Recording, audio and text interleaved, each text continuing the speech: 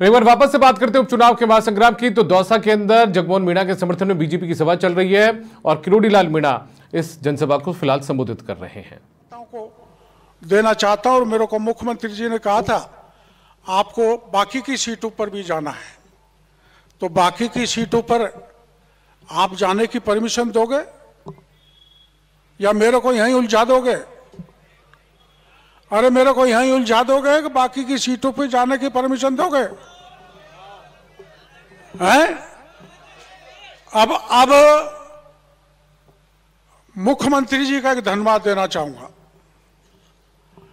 आप 40-50 हजार लोगों को मैं ले गया था और अपन घाट की गुनी पर जाके बैठे थे ना?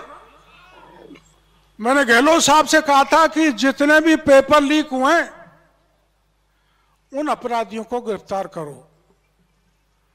उन्होंने बचा दिया, कांग्रेस के बड़े बड़े मंत्री विधायकों को बचा दिया। और आमतौर पे मुख्यमंत्री जी बयान देते रहते हैं कि हमने मछली नहीं, अब चुनाव के बाद मगरमच्छों को भी जेल में डालेंगे। और यहां थानेदार कई खड़े, भाई बुरा मत मान जाना, मैंने तो मेरे जीवन में कभी नहीं देखा कि 50 थानेदार जेल की हवा खा रहे हों। देश में कहीं पर भी आप रिकॉर्ड हिसाब किताब मंगा लो कि कहीं 50 थानेदार जेल की हवा खा रहे हो और कई थानेदार जहां ट्रेनिंग ले रहे उस दीवार को कूद कूद कर अपने घर भाग रहे, पता नहीं कहां पर छुप गए। तो भ्रष्टाचार मिटाना है, अपराधियों पर लगाम लगानी है, ईआरसीपी का पानी लाना है। आ गया।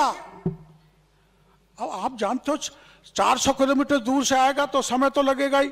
मैं कल एक गांव में गया था तो एक बाबा कह रहा था पानी कब आएगा? अरे मैंने कि बाबा बच्चे को जन्मने भी 9 महीने लगते हैं, समय तो लगेगा ही, आएगा। तो कांग्रेस वाले बहकाएंगे कोई पानी आने वाला नहीं है। मेरी भाई सुन लो भाई, मोदी है तो मुमकिन। और मोदी जी ने 67,000 करोड़ रुपए चंबल का पानी केवल यही नहीं हरियाणा के उस कोने अलवर तक ले जाने के लिए और हमारे जिले के सारे बांध जो पिछले कांग्रेस के राज में छोड़ दिए थे उनको भजन लाल जी ने सब के सब बांधों को जोड़कर हमको करोड़ों रुपए देने का काम किया। और जैसा हमारे जगमोहन कह रहे थे, यहां उद्योग तो वैसे ही आएगा। कुछ दिनों बाद, मैं जब तक जिंदा रहूं कि नहीं रहूं कोई पता नहीं, पर ये दौसा मोदी जी ने एक ऐसी सड़क बना दी दिल्ली से मुंबई तक, और चंबल का पानी चंबल से यहां तक आ गया। जो आ जाएगा तो ये दौसा कुछ साल बाद गुड़गांव मिलेगा आपको। गुड़गांव की तरह से दौसा का विकास होगा। शिक्षा की दृष्टि से इसको विकसित करेंगे। मैं आभार प्रदर्शन करना चाहूंगा, मुख्यमंत्री जी का बजट का भाषण हो गया तो मैं मिल नहीं पाया था।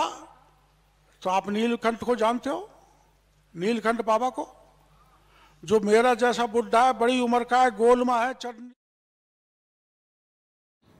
तो आप सुन रहे थे डॉक्टर किरोड़ी लाल मीणा का संबोधन।